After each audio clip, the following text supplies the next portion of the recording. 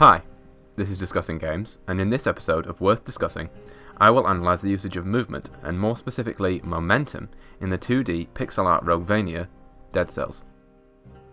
Thomas Wasser, Dead Cells creator, wrote an article about the game in 2018 discussing the philosophy of his design for it. In that article, Wasser said, and I'm quoting here, "The satisfying and nervous combat at the core of Dead Cells is the foundation that the rest of the mechanics are built on." Later going on to add that, movement is love, movement is life. This video essay will seek to analyse those claims and how this philosophy was implemented to make the game's combat feel so good. Gameplay mechanics in Dead Cells are clearly designed with this philosophy in mind, and I would argue that this is represented through its approach to momentum and how the constant flow of movement is central to how the game works. Most obviously, there is the so-called accelerated movement mechanic. This mechanic works by boosting movement speed for 10 seconds, or 30 seconds should you have the velocity mutation enabled, if you kill 5 enemies in a short period of time. Run speed is increased by 40%, whereas rolling speed is boosted by 12%, as well as climbing speed by 50%.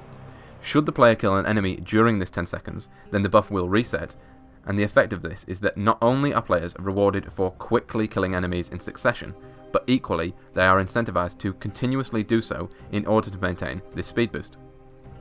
Whilst in accelerated mode, players can dart around and kill enemies much more quickly as well as far easier with a lesser risk of taking damage. All of this provides Dead Cells with an almost rhythmic feeling analogous to games like Skate as you rigorously seek out enemies to maintain your kill streak. Therefore, the more kills, the more momentum. The more momentum, and well, you guessed it, the more kills. Taking this further, this rhythmic approach can also be seen in the game's approach to falling and dive attacks. Should the player implement a dive attack when heading downwards, this will damage and potentially kill enemies. However, should a player merely fall to the ground, they will be temporarily stunned, which serves to stunt their momentum and decrease the likelihood of them maintaining their kill streak. Within the analogy of Skate, this is the same as the moment where the player falls off of their skateboard.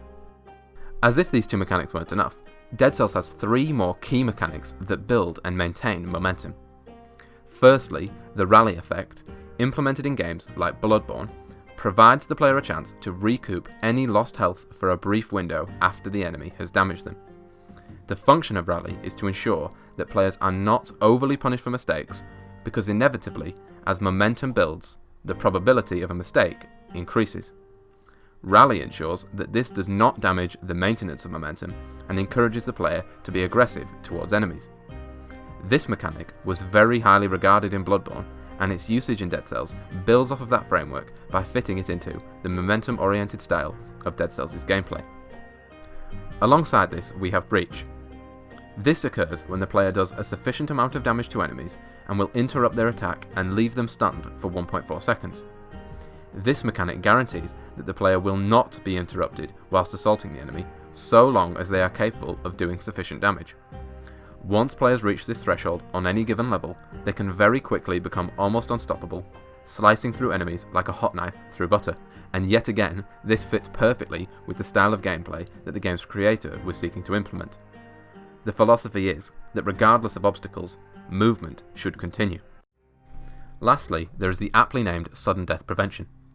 As the name suggests, whilst the player builds their kill streak, should they be hit by an enemy hard enough that the hit would typically kill them, but whilst their health is above 25%, the player's HP will instead reduce to 1, and all enemies around them will be stunned for up to 1 second. This mechanic provides the player an opportunity to make a mistake, but to not be overly punished for it.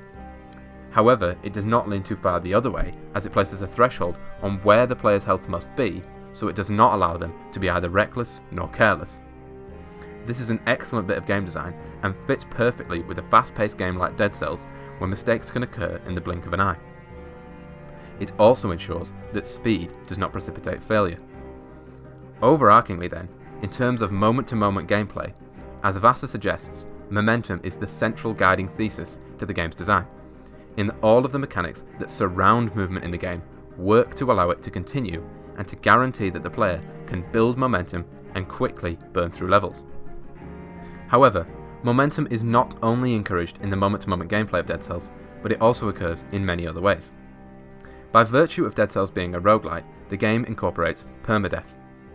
The effect of permadeath being in the game means that players must gain experience, run by run, level by level, and in a more abstract sense, this allows players to gain momentum. For example, after having now played through the game's first level more times than I could ever feasibly count, I can safely say that I can reach the end of the level in under 2 minutes. As players progress through the game, momentum is built as they learn enemy weaknesses, improve their builds, unlock new mutations, and overall simply just get better at the whole game. The ability to beat levels more quickly also brings me on to another way in which the game is designed with momentum in mind.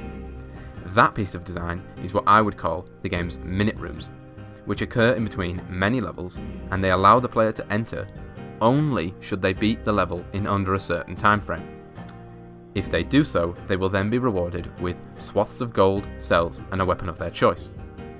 To my mind, this is as good as an admission of momentum's importance in the game from its designers. And quite blatantly, this encourages a fast-paced approach to beating the game's levels, and importantly, they are more heavily implemented in the early game, which shows that momentum is an even greater priority at the beginning of it.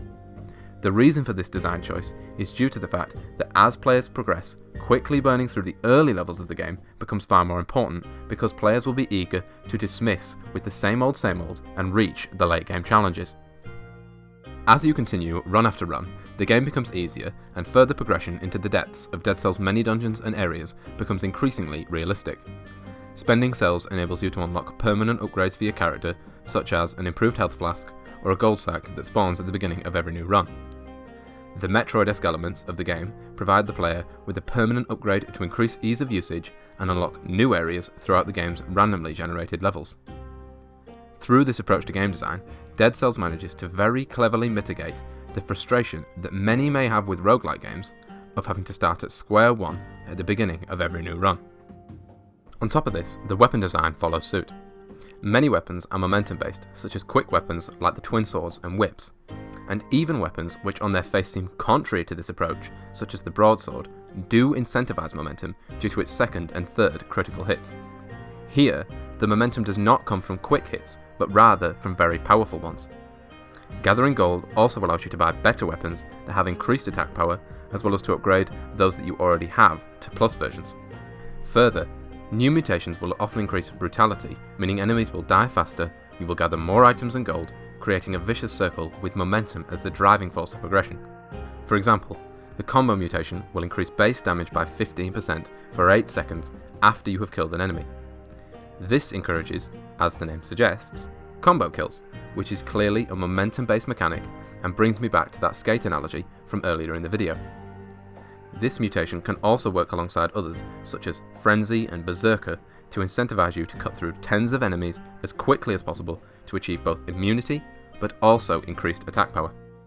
All of Dead Cells' various elements, from its weapon design to its gameplay mechanics and even its reward structures, encourage a fast-paced and momentum-oriented approach to gameplay. Indie game development is always a process of working with limitation and attempting to excel despite it. As I mentioned when I discussed Return of the Obra Dinn, it is very often this that encourages innovation, and here I would say the same. It was very clearly in the mind of the game's creator that building momentum was to be a key theme of Dead Cells' gameplay, and it is also very clear that he succeeded in making it so. It is because of this thematic approach that so many say that Dead Cells feels good to play. What they are really trying to express is that the systems in the game all interact toward a singular aim which it achieves masterfully. Therefore, Dead Cells, a favourite of mine and many others, has very clearly been worth discussing. Thanks a lot for watching my video. I've really enjoyed making it, and I hope that you enjoyed watching it too. My next video is going to be my first attempt at a list style video, as I'll be ranking my top 5 favourite weapons in Bloodborne, and I've also got a Modern Warfare 2 retrospective in the works, which is likely to be a little bit longer than my standard video. One other thing that I'm thinking about doing is a top 5 or top 10 games on Switch that I'd recommend to others. Let me know if you're interested. If this or my future videos interest you, then please feel free to subscribe, and of course let me know any feedback that you have in the comments below. Thanks again to my Patreons, and to everybody else. Until next time, see you later.